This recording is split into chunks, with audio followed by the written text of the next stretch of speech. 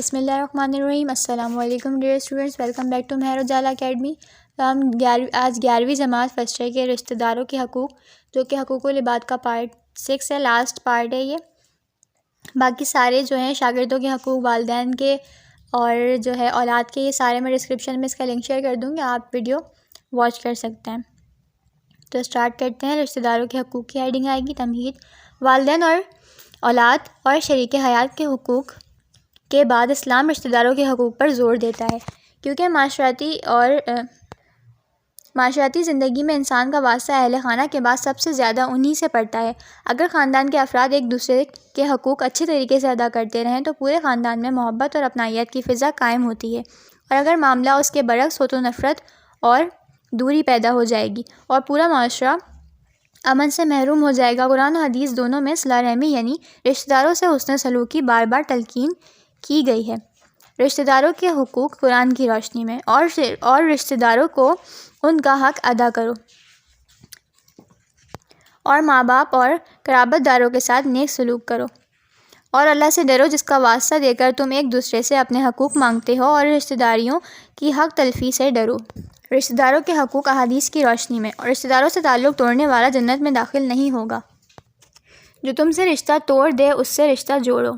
بدلہ دینے والا صلہ رحمی کرنے والا نہیں، اصل صلہ رحمی کرنے والا وہ ہے جب اس سے رشتہ توڑا جائے تو وہ اسے جوڑے۔ رشتہ داروں کے حقوق۔ رشتہ داروں کے حقوق مختصراً یہ ہیں۔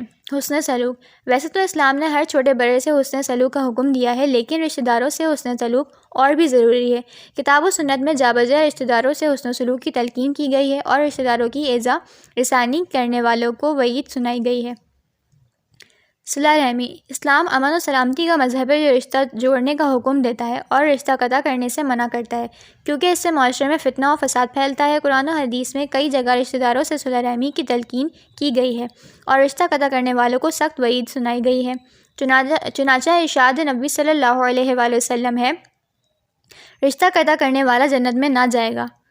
مالی امداد۔ رشتہ داروں کا حق ہے کہ ان کی مالی امداد کی جائے اور مالی مشکلات حل کی جائیں، بلکہ اگر رشتہ داروں میں کوئی مستحق زکوٰۃ ہے تو سب رشتہ داروں کو چاہیے کہ سب سے پہلے اپنے رشتہ دار کو اپنی زکوٰۃ اور صدقہ جات ادا کر کے ان کی مالی حالت بہتر کریں۔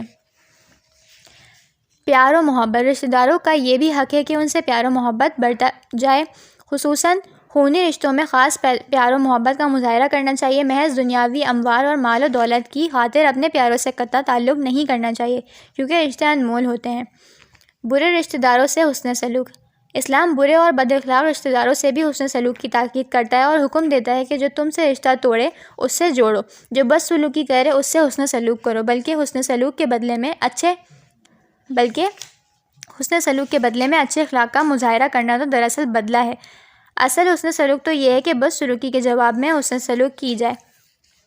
ارشاد نبی صلی اللہ علیہ وآلہ وسلم ہے، بدلہ دینے والا صلہ رحمی کرنے والا نہیں، اصل صلہ رحمی کرنے والا وہ ہے کہ جب اس سے رشتہ توڑا جائے تو وہ اسے جوڑے۔ وراثت میں حصہ۔ اسلام نے رشتہ داروں کو وراثت کا حصہ دار بنایا ہے۔ ہر رشتہ دار کا یہ حق ہے کہ شریعت نے اس کا جو حصہ مقرر کیا ہے وہ اسے دیا جائے اور اس میں کسی قسم کی کوتاہی نہ برتی جائے۔ چنانچہ ارشاد باری تعالیٰ ہے، اور جو مال ماں باپ اور رشتہ دار چھوڑ مریں تو حقداروں میں تقسیم کر دو کہ ہم نے ہر ایک کے حقدار مقرر کر دیے ہیں۔ تو یہ ہمارے رشتہ داروں کے حقوق بھی کمپلیٹ ہو گیا۔ تو اس طرح ہمارا حقوق العباد سے کیا مراد ہے، یہ پورا سوال کمپلیٹ ہو گیا ہے۔